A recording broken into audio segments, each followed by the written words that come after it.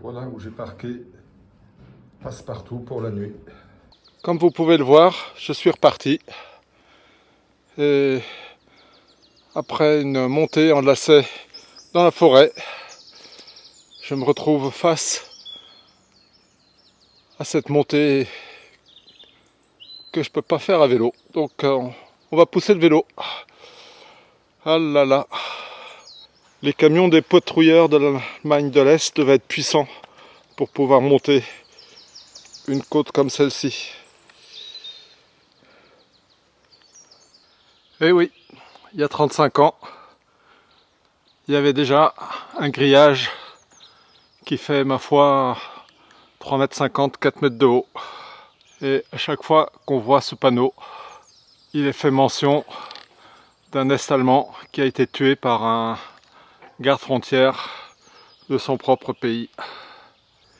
Normalement, entre ce chemin qu'on appelle ici die Kolonnenweg, entre ce chemin et la vraie frontière, habituellement, il y a entre 50 et 100 mètres de glacis, c'est-à-dire un espace sans aucune végétation. Et donc là, ce n'est pas le cas. Et je pense que ces petits arbres sont le résultat de 35 ans de croissance, puisque ça fait 35 ans que la frontière est ouverte. Bon, sur le coup, j'ai pas été très malin, parce que j'ai suivi la trace Komoot, et Komoot m'a envoyé sur 2 murs, mais vraiment très très raides. Pas très longs, mais vraiment très très raides. Impossible de monter même les 5 premiers mètres avec le vélo. Bon, faut dire, je suis quand même très chargé. Et je suis pas très malin parce que 8 km me donnait une trace qui me permettait d'être plus en phase avec les lignes de niveau et de contourner la colline. Mais bon, c'est une bonne leçon.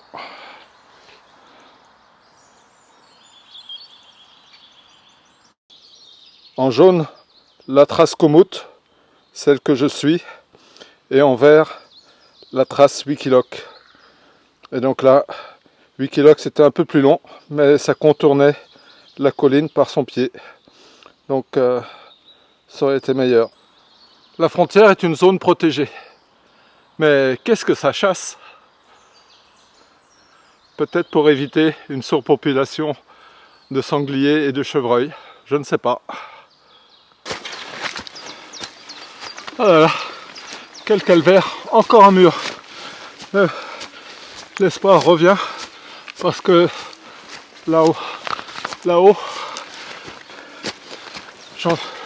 j'entends les voitures passer.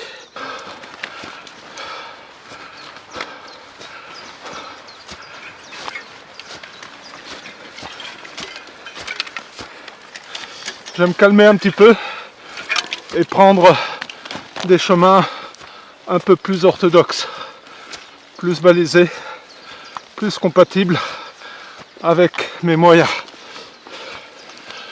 Allez, allez. Oh, j'en tremble de fatigue. Allez, bis bald, tschüss. Le sentier de randonnée de la frontière, dans la circonscription de Sonneberg. Sonneberg, c'est là où j'ai passé la nuit. Et donc on est toujours dans la bande verte du Thuringe. Le blason. Cette carte est bien parce qu'elle est lisible. Et donc sur cette carte, vous voyez la frontière qui est marquée par le trait orange. Et le chemin, le sentier de la frontière, c'est le trait marqué en rouge. Donc vous voyez que les deux ne se superposent pas toujours. Hier, pour éviter cette boucle, j'ai traversé comme ça. Et j'ai dormi à Sonneberg. Et actuellement, je suis là. Donc j'ai fait une dizaine de kilomètres depuis ce matin. Et j'ai prévu d'en faire à peu près 70 aujourd'hui.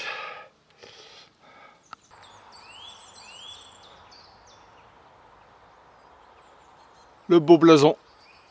Là vous avez une borne frontière. Et là je suis en Allemagne de l'Est, anciennement. Et la frontière est marquée là. Voilà. Donc de l'autre côté, vous êtes en Bavière. C'est la première fois que je tombe sur ces poteaux. Ces poteaux décorés. Mais bon, c'est sur la frontière, donc c'est un rapport. Un autre village de Thuringe. Oui, oui. Je viens de traverser la frontière. La frontière est marquée par ces deux bornes cerclées de rouge. Ah, mais il y a encore une autre borne là. Regardez. Ouais. Un peu plus officiel. D'ailleurs, il y a un graffiti sur le panneau. Grenzen trennen nicht nur. Alors, Grenzen, c'est frontière. Après, j'en sais rien. On voit la petite fente là. Et donc, la frontière est bien perpendiculaire au chemin. En avant. C'est une voie ferrée qui passe sur le viaduc. J'ai vu passer tout à l'heure le TGV allemand, l'ICE. Et moi, j'arrive de là. Là, je croise le chemin des gardes frontières. Je suis sur cette route et je vais y rester. Je pense que j'ai déjà suffisamment donné en énergie. Oui, oui. Quand je vous dis que c'est sportif, c'est vraiment sportif. Il y a des moments où le sentier disparaît. Oh là!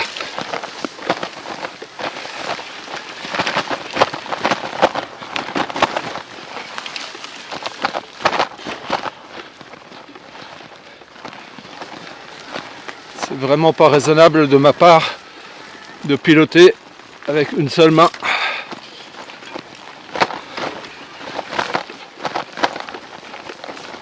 Que j'ai la caméra dans l'autre. C'est pour ça que je vais pas très vite.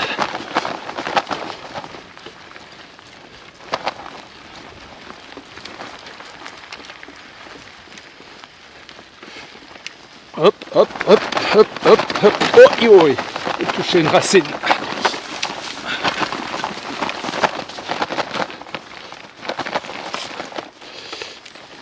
Bon.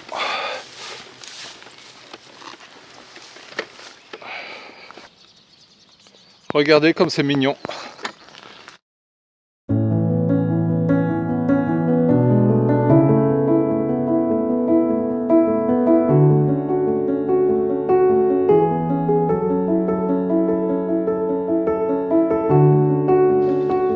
Ça aussi c'est mignon.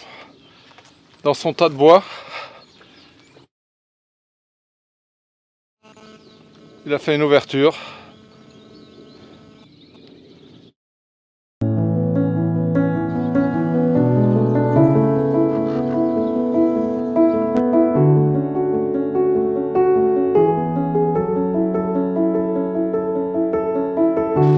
Et on remet ça, n'est-ce pas? Hop, les quais.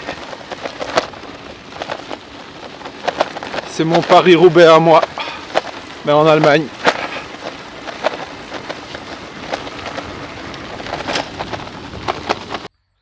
Qui a perdu ses bottes? Là, vous avez ce qui reste du mur.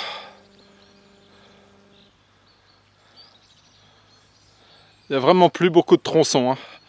Ils ont fait le grand nettoyage, comme s'ils voulaient oublier un pan négatif de leur histoire.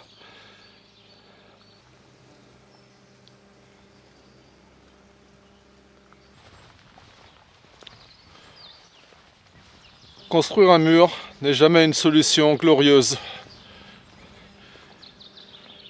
Celui-ci a été détruit, mais aujourd'hui, dans le monde, on en construit plus qu'on en démolit, malheureusement. Près de 4 mètres de haut quand même, hein. C'est haut. Avec le petit rebord arrondi en haut. Compliqué à Et pourtant, la nature est si belle.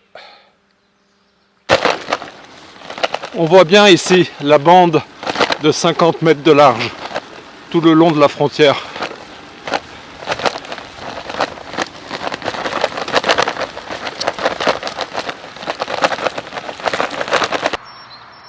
Eh oui, le mur, c'est inévitable. Ici, il y en avait des milliers de morceaux de mur préfabriqués. Voilà, un mémorial. Alors ils appellent ça ici un Innerdeutsche, c'est-à-dire une frontière interne à l'Allemagne. Un tronçon de mur et une tour d'observation. Ici, je me trouve sur un des passages de voitures entre l'Est et l'Ouest. Et donc ils disent ici, entre Allemagne et Allemagne. Et donc c'est l'axe Cobourg-Eisfeld. Cobourg en Bavière, Eisfeld en Thuringe.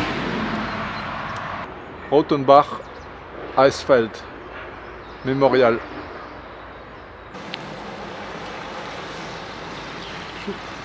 Jusqu'à 4 h du matin. Après, ils ont ouvert. Ils sont ouverts à 4 h.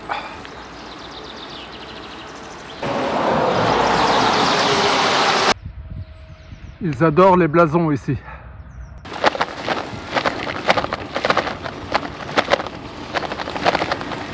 Je m'aperçois que plus je roule vite et moins je ressens les secousses. Tout à l'heure, il y avait une grosse descente et je planais par-dessus. Là, je roule à 25, mais ça va. J'essaye de viser au milieu des trous. C'est bizarre qu'en 50 ans, ces trous ne se soient pas remplis.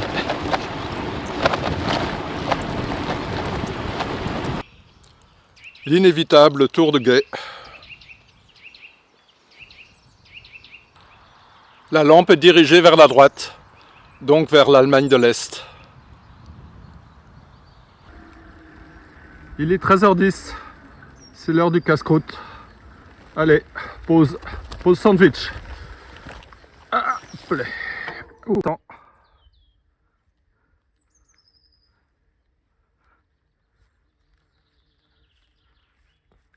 J'entends les abeilles aussi.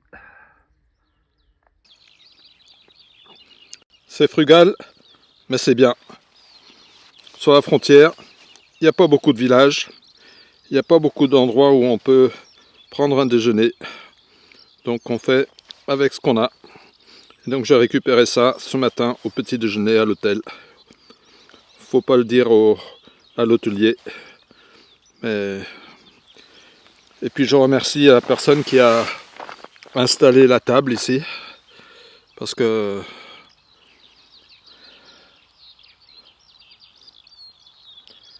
Voilà. C'est chouette, je me régale. Oui, je me régale. Même quand je fais face à un mur, comme ça s'est passé à 4 ou 5 reprises ce matin, je me régale. Surtout quand il fait beau. Pour moi, c'est le plus important. S'il pleut, c'est juste pas possible. De toute façon, j'ai pas de change. Je n'ai qu'un change du linge de corps, c'est tout. Bon, ben, bon appétit. Ici, dans ce petit village de l'ancienne Allemagne de l'Est, l'Union européenne, la République fédérale d'Allemagne et l'État libre de Thuringe financent le développement du village. Qui veut des œufs pour Pâques? À moins que ce soit de la glace qu'il propose notre couple de lapins. C'est quand même sympa dans ce monde de brut de voir papy, mamie contents d'être ensemble.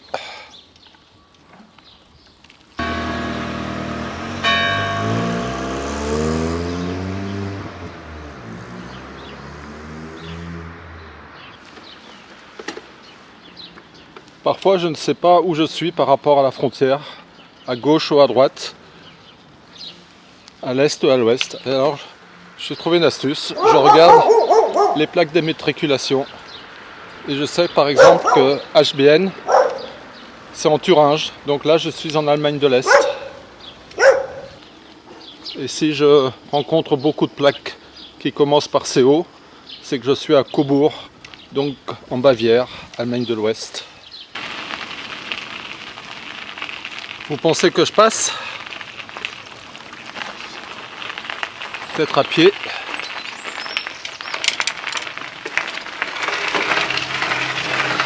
Ah non, je passe. Je passe. Ah. Puis l'étape. J'aurais fait 67 km aujourd'hui. C'était dur. J'en ai vraiment bavé. Mais c'était bien. Je suis très content de moi. Et mon hôtel est annoncé. Voilà mon hôtel. Je ne sais pas ce que ça veut dire, Hirsch. On dirait que ça a un rapport avec un cerf. Ah, le vélo est déjà arrivé. Magnifique.